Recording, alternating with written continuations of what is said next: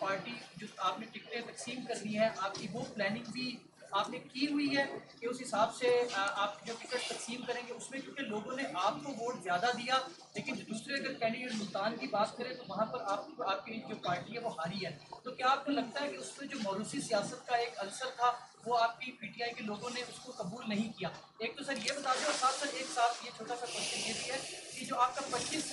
کا جو long march تھا اس میں اور جو آپ اناؤنس کریں گے اس میں سر فرق کیا ہوگا؟ دیکھیں، پاکستان بدل گیا،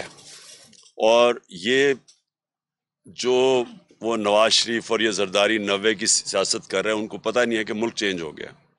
اور ملک بڑی تیزی سے چینج ہوا ہے، جس کے اندر سوشل میڈیا کا بہت بڑا رول ہے، کیونکہ جو سیاسی شعور اب آیا ہے وہ کبھی پہلے تھا ہی نہیں۔ اوپر سے سوشل میڈیا ایک نئی قسم کی ڈیموکریسی ہے کہ جس کے پاس فون ہے اس کی آواز ہے، یہ کبھی پہلے تھا ہی نہیں۔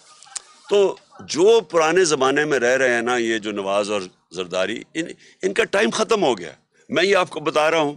کہ یہ اب جو بھی کر لیں یہ نہیں جیت سکتے، انہوں نے اب ہارنا ہے۔ جہاں تک آپ نے کہا نا کہ 25 اور اب میں کیا فرق ہے، فرق یہ ہے کہ 25 میں ہم نے ایک پرامن احتجاج کی کال دی، اور ہمیں کوئی اندازہ نہیں تھا کہ اس طرح کی شیلنگ ہوگی، لوگوں کو اٹھائے 2 دن پہلے گھروں میں گھس کے جو انہوں نے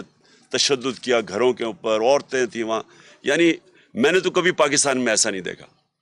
اس باری جو ہماری تیاری ہے وہ یہ جو بھی کریں گے یہ فیل ہو جائیں گے، کیونکہ وہ تیاری اب ایسی ہے کہ ہم نے پورا، مجھے پتہ ہے کہ رانا ثناء اللہ جیسے مجرم کا ذہن تو